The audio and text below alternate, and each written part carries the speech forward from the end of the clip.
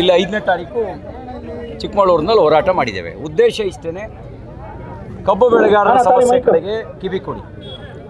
ಮೆಕ್ಕೆಜೋಳ ಬೆಳೆದವರ ರೈತರ ಸಂಕಷ್ಟವನ್ನು ಕಣ್ಣಾರೆ ನೋಡಿ. ವನ್ಯಜೀವಿ ಸಂಕಷ್ಟಕ್ಕೊಳಗಾಗಿರ್ತಕ್ಕಂಥವರಿಗೆ 1 ಕೋಟಿ ರೂಪಾಯಿ ಪರಿಹಾರ ಕೊಡಿ. ಈ ರೀತಿ ಹಲವು ಬೇಡಿಕೆಗಳನ್ನು ಇಟ್ಕೊಂಡು ನಾವು ಹೋರಾಟ ಮಾಡ್ತಾ ಇದ್ದೀವಿ. ಈ ಸರ್ಕಾರ ರೈತರ ಪಾಲಿಗೆ ಬದುಕಿದ್ದು ಸತ್ತಂಗಾಗಿದೆ. ಇವರಿಗೆ ನಾಟಿ ಕೋಳಿ ಮೇಲೆ ಇರೋ ಆಸೆ ರಾಜ್ಯದ ಜನರ ಬದುಕಿನ ಭವಿಷ್ಯದ ಮೇಲೆ ಕಾಳಜಿ ಇಲ್ಲ. ಅದಕ್ಕಾಗಿಯೇ ಇವರನ್ನ ಎಚ್ಚರಿಸೋದಕ್ಕೆ ಹೋರಾಟದ ಮೂಲಕ ಎಚ್ಚರಿಸಿದ್ದೇವೆ. ವಿಧಾನಸಭೆ ಮತ್ತು ವಿಧಾನ ಪರಿಷತ್ನೊಳಗೂ ಕೂಡ ನಾವು ನಮ್ಮ ಹೋರಾಟವನ್ನು ಮುಂದುವರಿಸ್ತೇವೆ. ರೈತರ ಪರವಾಗಿ ಧ್ವನಿ ಎತ್ತ.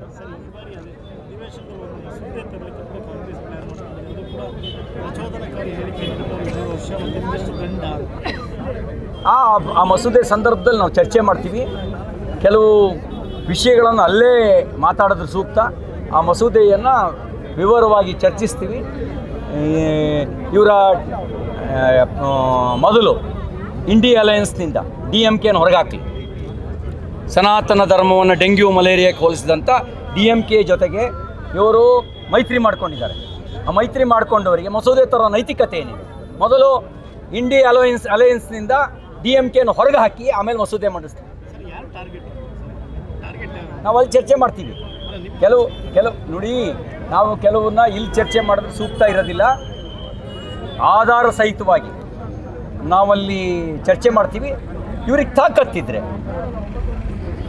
ದ್ವೇಷವನ್ನೇ ಹುಟ್ಟಿರ್ತಕ್ಕಂಥ ಮತಗಳನ್ನು ನಿಷೇಧಿಸ್ತೀವಿ, ಮತಗ್ರಂಥಗಳನ್ನು ನಿಷೇಧಿಸ್ತೀವಿ. ಆ ಮತಗ್ರಂಥಗಳ ಹೆಸರಿನಲ್ಲಿ ಎಷ್ಟು ಭಯೋತ್ಪಾದನೆ ನಡೀತಾ ಇದೆ. ಆ ಮತಗ್ರಂಥಗಳ ಹೆಸರಿನಲ್ಲಿ ಯಾವ ರೀತಿ ದ್ವೇಷವನ್ನು ಎಳೆ ಮಕ್ಕಳಿಗೆ ಕಲಿಸ್ತಾ ಇದ್ದಾರೆ, ಇದೆಲ್ಲವನ್ನು ವಿವರವಾಗಿ ಬಿಚ್ಚಿಡ್ತೀವಿ.